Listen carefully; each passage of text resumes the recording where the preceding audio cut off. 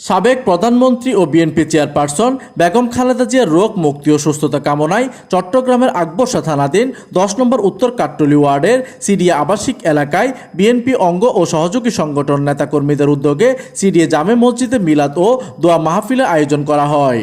উক্ত দোয়া মাহফিলে আকবরশা থানা বিএনপির সাবেক সহসভাপতি আব্দুর রহমান খান ও সাবেক যুগ্ম সম্পাদক শফিকুল ইসলাম পলাশের নির্দেশনায় উত্তর কাট্টলী ছাত্রদলের সাবেক নির্বাচিত সাংগঠনিক সম্পাদক আবু শহীদের সার্বিক তত্ত্বাবধানে এবং বিএনপি নেতা জাহেদ ইকবাল রনি, সাবেক ছাত্র নেতা নুরুল ইসলাম, স্বেচ্ছাসেবক দল নেতা হান্নান আলমগীর, সুজন, শ্রমিক দল নেতা আজাদ, মোহাম্মদ তারেক, বাবরের সহযোগিতায় উক্ত মিলাদ মাহফিল অনুষ্ঠিত হয়।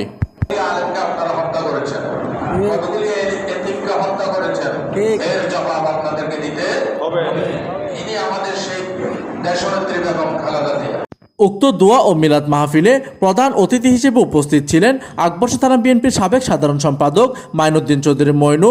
বিশেষ অতিথি হিসেবে উপস্থিত ছিলেন ১০ নম্বর উত্তর কাট্টলী ওয়ার্ড বিএনপির আহ্বায়ক আলহাজ রফিকউদ্দিন চৌধুরী, ওয়ার্ড বিএনপির সাবেক সাধারণ সম্পাদক এবং আহ্বায়ক কমিটির সদস্য শামসুল আলম, আকবরশা থানা বিএনপির নেতা জাহেদ আলী, বাবুল কোম্পানি, করিম, নাসির, মোহাম্মদ সেলিম, আনোয়ার, আকবর হোসেন সহ অন্যান্যরা।